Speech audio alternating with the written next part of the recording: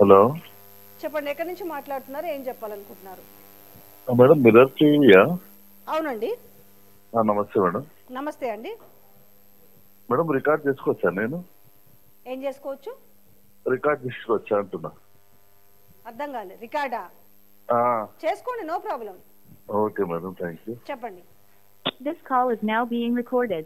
Madam నాకు doubt ఏంటంటే, ఇప్పుడు అంటే మీరు చెప్పే టాపిక్ కాకుండా నిన్న మొన్న ధర్మపురి అరవింద్ గారు ఏమన్నారంటే, మన కేసీఆర్ గారు 7,000 crores రైతు బంధుకు పెట్టేసి వెళ్ళిపోయారు. అయితే 7,000 crores లో 3,000 ఏమో కోమటిరెడ్డి కోమటిరెడ్డి ఇంకా పొంగిరెడ్డి ఇద్దరు పంచుకున్నారు అంటుండే. అది ఎంతవరకు నిజం ఉండొచ్చు మేడం? అయితే వార్త అయితే వచ్చిందండి, వాళ్ళకైతే బిల్లులు ఇవ్వాలి. నాకు తెలిసి కోమటిరెడ్డి వెంకటరెడ్డి గురించి తెలియదు, కానీ ఆ పేరు ఏదైతే ఉందో అక్కడ కాంట్రాక్ట్ బిల్స్ చెల్లించారు అనేది మాత్రము అది వినపడిన వాస్తవం. మరి 7,700 ఇప్పుడు అన్ని వీళ్ళు శ్వేతపత్రం అంటున్నారు కదా, మరి 7,700 కోట్లకు సంబంధించి కూడా వాళ్ళు ఒక వైట్ పేపర్ రిలీజ్ చేయొచ్చు. ఇగో ఆ రోజు ఈ బీఆర్ఎస్ ప్రభుత్వం ఉండింది, ఈ 7,700 కోట్లు రైతు బంధు కోసం ఇచ్చారు, మేము ఈ 7,700 కోట్లని మేము ఇది చేసాము అంటే 3,466 కోట్లు రైతు బంధు కింద ఇచ్చామని చెప్తున్నారు. అంటే 50% ఇచ్చామని. మరి రిమైనింగ్ 50 అది వాస్తవమా లేదా అనేది వాళ్ళకు వైట్ పేపర్ రిలీజ్ చేయాలి కదా. అదే మేడం, ఇప్పుడు అంతా ఇది ఒకటి స్కామే ఆల్మోస్ట్ కొత్తగా రంగం. ఇంకో విషయం ఏంటంటే, ఇంతమంది కోమటిరెడ్డి వెంకటరెడ్డి బిహేవియర్ డిఫరెంట్ ఉండే రేవంత్ రెడ్డి గారితో. అవును, ఇప్పుడు సీఎం కాగానే సడన్లీ చేంజ్ అయిపోయి భజన చేస్తుండు ఆల్మోస్ట్ రేవంత్ రెడ్డికి. ఇప్పుడు ఎందుకు ఈ డబ్బులు రావచ్చు అన్న సార్? మేబీ ఉండొచ్చు కదా, వాళ్ళ అవసరాలు, వాళ్ళ బిల్లులు, ఇవన్నీ చాలా ఉంటాయి, ఈక్వేషన్స్ అన్ని ఉంటాయి కదా. ఇప్పుడు అట్లా ఎప్పుడు చూసినా రేవంత్ రెడ్డిని చూస్తే చిటపట్లాడే వ్యక్తి ఈ రోజు అతనికి సపోర్ట్ గా అయిపోయినాడు అంటే ఎంత ఘనం తిట్టిరో వాళ్ళు మాకు తెలుసు. రేవంత్ రెడ్డిని వాళ్ళ ఇద్దరు బ్రదర్స్ ఎంత ఘోరంగా తిట్టిరో. అట్లాంటివి అంటే క్యారెక్టర్ లేని పర్సన్, స్టేచర్ లేని పర్సన్, మేమేంది నిన్న మంత్రి పదవిని త్యాగం చేసినాము తెలంగాణ కోర్సు, తెలంగాణ ఉద్యమంలో ఎక్కడున్నారని చాలా అగ్రెసివ్ గా మాట్లాడిన వ్యక్తులు ఈ రోజు మరి రేవంత్ రెడ్డి మీద ఈగ కూడా వాళ్ళని ఇవ్వట్లేదు అంటే సంథింగ్ ఈజ్ రాంగ్ కదా. ఇంకొకటి విషయం మేడం, ఖమ్మంలో క్లీన్ స్వీప్ చేసింది కాంగ్రెస్, ఇంకా నల్గొండలో దానికే గిఫ్ట్ ఉండొచ్చు కదా ఈ డబ్బులు.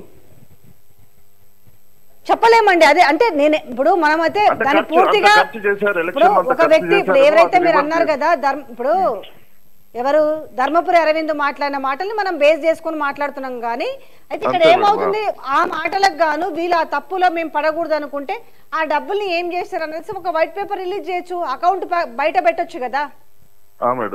ఇప్పుడు నెలకు 4,000 కోట్లు అప్పు తెస్తున్నారట, వాళ్ళు ఏం చేస్తున్నారో మరి ఎట్లా కడతారో మరి అది ప్రజలకు చెప్పారు కదా. ఇప్పుడు స్కీమ్స్ కూడా చూడండి, ఇవి మెయిన్ యాక్చువల్ గా దాంట్లో ఉన్నాయి. ఇవి ఇవ్వాల్సింది పోయి ఏవైతే ఈజీ ఉన్నాయో వాటిని ఇచ్చుకుంటూ పోతున్నారు. రేపు పార్లమెంట్ ఎలక్షన్లు ఏమైతుందంటే మేము ఇవి కూడా చేయాలనుకున్నాము కాకపోతే వచ్చింది అనేసి.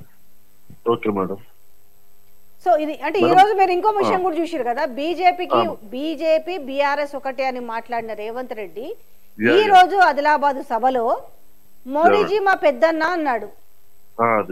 అంటే ఎక్కడ విభేదించినట్టు, అంటే పాలసీస్ పరంగా ఎక్కడ విభేదించినట్టు కనిపించలేదు కదా. అంతే మేడం, ఎలక్షన్ ముందు అడానికి మొత్తం అగేన్స్ట్ చెప్పేసి తర్వాత అడాని గ్రూప్ కే మన తెలంగాణలో తెచ్చిండు. ఒక్కసారి అదే అర్థం చేసుకోవాలి అంటున్నాను నేను. అందుకే పెట్టాను, వాళ్ళ సీట్లు కాపాడుకోవడానికి, వాళ్ళ పదవులు కాపాడుకోవడానికి ఎవరితో ఎవరు జత కడుతున్నారు అనేది ఇక్కడ అర్థం చేసుకోవాలి. అంటే తెలివిగా మొన్నటి దాకా బీఆర్ఎస్ బీజేపీ ఒకటంటే ఆయన ఎన్నడూ కూడా ప్రధాని మోదీ వస్తే ఏ సభకు వెళ్ళని వ్యక్తి మరి ఈ రోజు తను వెళ్ళాడు అంటే సరే వెళ్ళొచ్చు, తెలంగాణ అభివృద్ధి కోసము ఖచ్చితంగా వెళ్ళొచ్చు. కానీ ఈరోజు పొగిడిన విధానం చూస్తుంటే అది తెలంగాణ ప్రజలు అర్థం చేసుకోవాలి అంతే. థ్యాంక్ యూ సో మచ్ అండి, మీరు కాల్ చేసి మీ అభిప్రాయాన్ని మాతో షేర్ చేసుకున్నందుకు. హలో చెప్పండి, ఎక్కడి నుంచి మాట్లాడుతున్నారు, ఏం చెప్పాలనుకుంటున్నారు? నేను భరత్ నగర్ మూసాపేట నుంచి మాట్లాడుతున్నానండి. చెప్పండి. మా ఇంటి దగ్గర కరెంటు పోయి ఆల్మోస్ట్ మార్నింగ్ 7:30కి పోయిందండి. మధ్యాహ్నం 2 o'clock ఇచ్చారు కరెంట్. కరెంట్ ఆఫీస్ ఫోన్ చేసి అడగలేదా? చేసాము, వాళ్ళు మాకు సంబంధం లేదు అని అన్నట్టు మాట్లాడుతున్నారు. ఎందుకు తీస్తున్నారు అని అడిగారా? పోనీ జనరల్ గా అయితే పవర్ పోతే మనం ఇమీడియట్లీ దగ్గరలో ఉన్న ఆ పవర్ స్టేషన్స్ కి మనం ఫోన్ చేసి అడుగుతాం కదా. Yeah, Sanath Nagar power station కి ఫోన్ చేసి అడిగితే కూడా వాళ్ళు చెప్పేది ఏంటంటేనండి, డైలీ 1 అవరే తీస్తామమ్మా అని చెప్పేసి ముందే చెప్తున్నారు. కానీ మా ఇంటి దగ్గర ఆల్మోస్ట్ 4-5 అవర్స్ తీసేశారు. సో ఇలాగే రెగ్యులర్ గా ఉండబోతుందా అండి?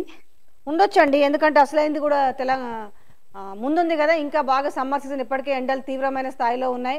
మరి చెప్పలేము, ఎందుకంటే రేవంత్ రెడ్డి మాత్రం ఎవరు కరెంటు తీయొద్దు, తీస్తే ఉద్యోగాలు ఉండవని ఆయన బెదిరించిండు, కానీ చెప్పలేము అది. ఎందుకంటే చాలా ఏరియాల్లో ఉంది, అది మీ ఏరియాలోనే కాదు, మా ఏరియాలో అందరి ఏరియాలో కూడా జరుగుతుంది. ఉంటుందా ఉండలేమా అనేది అస్యూరెన్స్ మాత్రం ఇవ్వలేమండి, అంతే. ఓకే అండి, థ్యాంక్ యూ సో మచ్ అండి, కాల్ చేసి మీ అభిప్రాయాన్ని షేర్ చేసుకున్నందుకు.